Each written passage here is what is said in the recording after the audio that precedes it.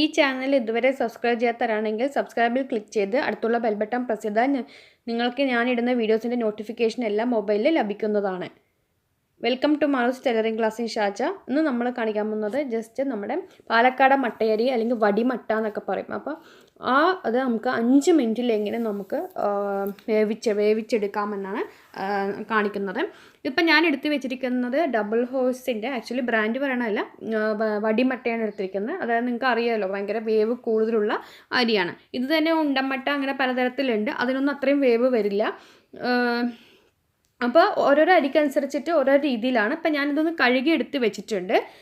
അതിനുശേഷം നമ്മുടെ normal room ടെമ്പറേച്ചറിലുള്ള വെള്ളം നമ്മുടെ അരിയിലേക്ക് ഒഴിച്ചു വയ്ക്കാം. ഇപ്പോൾ വടിമട്ട എന്നൊക്കെ പറഞ്ഞാൽ ഭയങ്കര വേവുള്ള അരി ആയതുകൊണ്ട് നമ്മൾ വെള്ളം ഒഴിച്ച് വെച്ചിട്ട്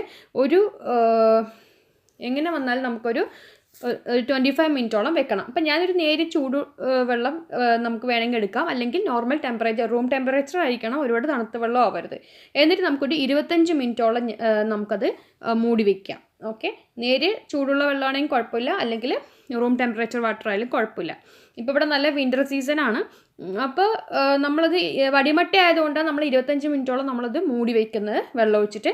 അപ്പോൾ ഉണ്ടമട്ട അല്ലെങ്കിൽ നോർമൽ മട്ടയൊക്കെ ആണെങ്കിൽ നമുക്കൊരു 10 മിനിറ്റോളം വെള്ളം ഒഴിച്ചിട്ട് ഇങ്ങനെ മൂടി വയ്ക്കുക.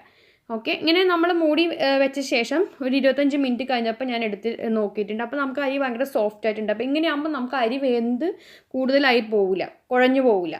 ഇപ്പം ഞാനിത് വെള്ള കുക്കറിൽ ഇത് അരി വെച്ചിട്ട് ആവശ്യത്തിന് വെള്ളവും വെച്ചിട്ട് നമുക്ക് കുക്കർ അടുപ്പത്ത് വെക്കാം. 2 വിസിലാണ് വടിമട്ട ഈ ഒരു അരിക്ക് ഞാൻ കൊടുക്കുന്നത്. അത് ഹൈ ഫ്ലെയിമിലിട്ടിട്ട് വേണം കൊടുക്കുക, വളരെ ഏറ്റവും കൂടുതൽ തീയിട്ടിട്ട് വേണം കൊടുക്കാൻ.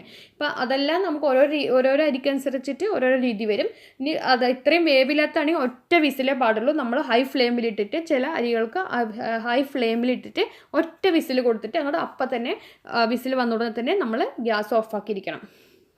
ഇതിലിപ്പോൾ 2 വിസിൽ ആണ് ഞാൻ കൊടുക്കുന്നത് ഹൈ ഫ്ലെയിമിലിട്ടിട്ട്.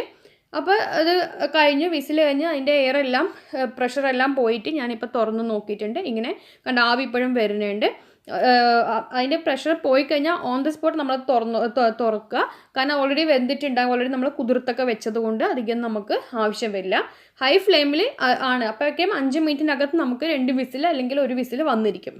ഇപ്പം നിങ്ങൾക്ക് നോക്കുമ്പോൾ നല്ലവണ്ണം പാകമായിട്ടുണ്ട്. പിന്നെ ചിലവർ വന്നിട്ട് ഇതിൽ പച്ചവെള്ളം ഒഴിച്ചിട്ട് അങ്ങോട്ട് ഒഴിച്ച് കളയുക. ഇതിപ്പോൾ കുക്കറിലായി ഒരുവിധം വെന്ത് അതിൻ്റെ ഒരുവിധം ചൂട് പോയിക്കഴിഞ്ഞാൽ നമുക്കിതിൽ പച്ചവെള്ളം ഒഴിച്ച് കഴിഞ്ഞാൽ അങ്ങനെ വെള്ളം അടിയിൽ വന്ന് നിൽക്കും. അത് നമുക്ക് ചെയ്യാൻ പറ്റില്ല. അപ്പോൾ ഞാനത് ഊറ്റിയെടുത്തിട്ടുണ്ട് പാത്രത്തിൽ. ജസ്റ്റ് സാധാരണ രീതിയിൽ നമ്മൾ ഒരു വെള്ളം തണുത്ത വെള്ളം ഒഴിച്ചില്ല, ചൂടുവെള്ളം ഒഴിച്ചില്ല. ആ ഉള്ള വെള്ളം ഞാൻ ഊറ്റി ഇതാക്കിയിട്ട് എടുത്തിട്ടുണ്ട്. നോക്കാം, ഇതിലിപ്പം കണ്ടില്ലേ, ശരിക്കും ഇവിടെ വീട്ടിൽ അത്യാവശ്യം വേവുള്ള അരി ആയിരിക്കണം. അങ്ങനെ ഒരുപാട് ഇങ്ങനെ ഇതായിട്ടുള്ളത് ഇവിടെ കുട്ടികൾക്കാണെങ്കിലും ഹസ്ബൻഡിനാണെങ്കിലും പറ്റില്ല. അത്യാവശ്യം വേവ് അതിന് ഉണ്ടായിരിക്കണം. അപ്പോൾ ഇത് കണ്ടില്ലേ, വളരെ ഈസി ആയിട്ട് നമുക്കിതിപ്പോൾ ചോറ് അധികം ഒട്ടിപ്പിടിച്ചിട്ടില്ല, നീറ്റായിട്ട് കറക്റ്റായിട്ട് വന്നിട്ടുണ്ട്. അപ്പോൾ ഓരോരോ അരി അനുസരിച്ച് നമ്മൾ ആദ്യം ഒരു പാക്കറ്റ് അരി മേടിക്കുമ്പോൾ നമുക്ക് മനസ്സിലാക്കാൻ പറ്റും അതിൽ ഒരു രീതിയിൽ നമുക്ക് ഒരു വിസിൽ അടിച്ചു കഴിഞ്ഞാൽ പിന്നെ അത് ഭയങ്കരമായിട്ട് ഇതാവുന്നുണ്ടെന്നുള്ളത്.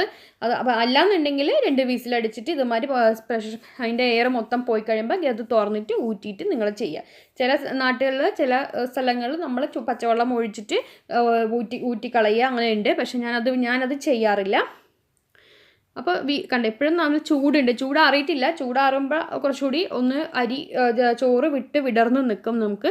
അപ്പോൾ വീഡിയോ ഇഷ്ടമെങ്കിൽ ലൈക്ക് ചെയ്യുക. പിന്നെ അതുപോലെ തന്നെ ചാനൽ ഇതുവരെ സബ്സ്ക്രൈബ് ചെയ്യാത്തവരുണ്ടെങ്കിൽ സബ്സ്ക്രൈബ് ചെയ്തിട്ട് അടുത്തുള്ള ബെൽ ബട്ടൺ പ്രസ് ചെയ്യുമ്പോൾ പുതിയ വീഡിയോസ് ഇടുമ്പോൾ നോട്ടിഫിക്കേഷൻ കിട്ടുന്നതാണ്.